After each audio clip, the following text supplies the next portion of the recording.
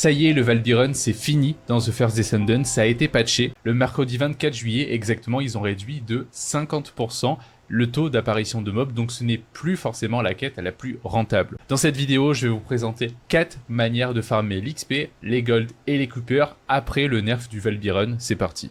Et ce qui est marrant, c'est que cette première mission que je trouve qui est l'une des plus rentables, en fait existait déjà avant le Val Byron. Elle est pas si nouvelle que ça en fait. Ça s'appelle la raffinerie abandonnée dans le marais des Échos. Donc du coup, vous voyez que je me suis mis en bunny. Alors l'idéal, moi ce que je fais souvent, c'est que si j'ai d'autres persos Apex, par exemple si je veux Pex Maglé ou quoi que ce soit, en fait tout simplement je vais prendre mon main et vous voyez il y a déjà une bunny qui m'a rejoint. C'est un spot de farm assez connu.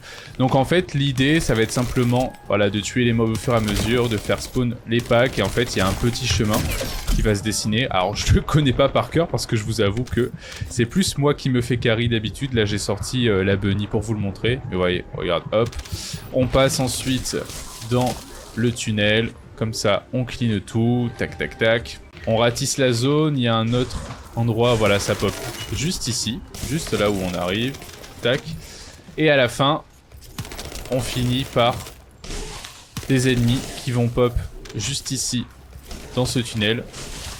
Alors si vous voulez optimiser de ouf votre mission, en fait il faut qu'il y ait une personne du coup qui n'est pas bunny, ce que je fais du coup souvent quand je le suis pas, qui reste ici et qui relance instant la mission. Comme ça, tac, ça repart avec le premier pack ici, le deuxième là, etc. Il y a des calculs qui ont été faits comme quoi on pouvait se faire à peu près 5 à 6 millions de gold par heure. En fait, ce qui est vachement bien avec cette mission, c'est que vous allez voir, les autres farms sont des farms soit uniquement d'XP, soit uniquement de gold, etc.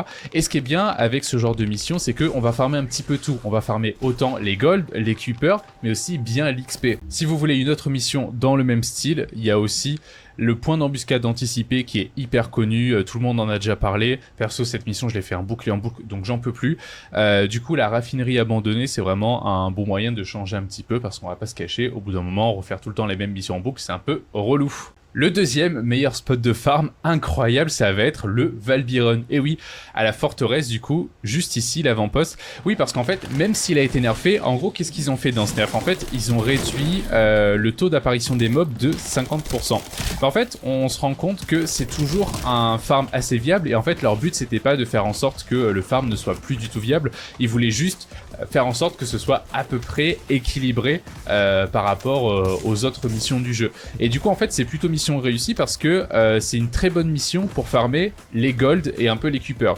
Il y a des calculs qui ont été faits comme quoi si tu farmes la mission pendant 1 heure, tu peux toujours te faire bien 5-6 millions de gold, voire un peu plus si t'as un petit bonus de 30% qu'on a dans le cash shop.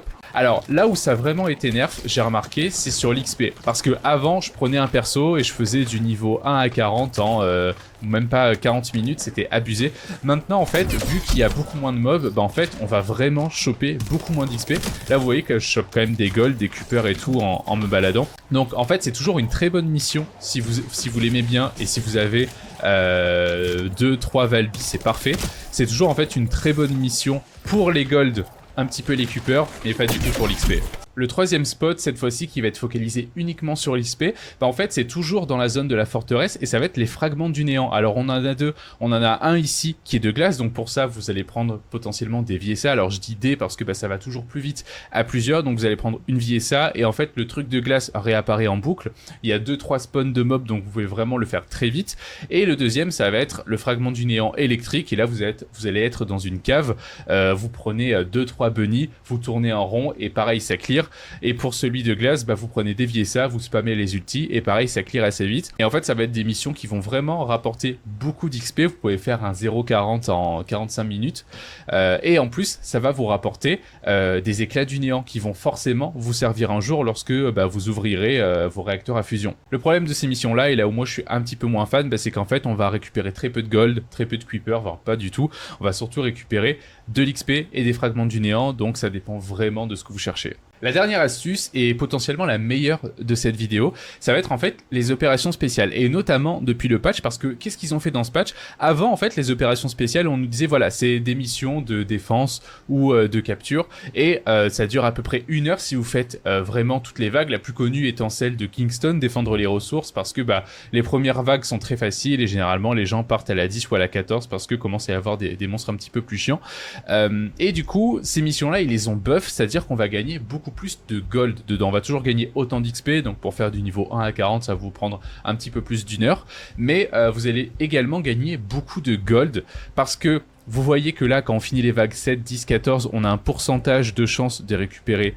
des gold, mais aussi et surtout, on va récupérer des consommables qui vont être, hop, juste là, on va récupérer des marques d'élimination. Et en fait, avant le patch, ces marques d'élimination, les violettes que j'ai là, elles donnaient seulement 10 000 gold. Maintenant, elles en donnent 100 000. Et il y en a d'autres, j'en ai plus car je les ai utilisées. Je vous mettrai un petit screen à l'écran.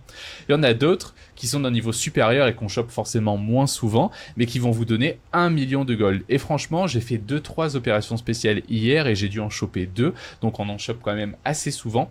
Et même peut-être que vous en aviez et que vous saviez pas. Si vous allez dans vos consommables, s'il faut, vous allez vous en ouvrir plein et à vous la richesse. Moi par exemple, suite au patch, je suis allé dans mes consommables et j'ai regardé, j'avais 5 marques d'élimination qui me donnaient 1 million, donc j'ai eu 5 millions de gold, j'étais plutôt content. Donc du coup, les opérations spéciales sont bien mieux désormais parce qu'en fait, vous allez pouvoir en plus d'XP et que ça soit un truc aussi un petit peu plus chill que les missions parce que vous allez juste faire des vagues de mobs sans devoir essayer d'optimiser votre run à chaque fois, à relancer la mission, tourner en boucle, etc.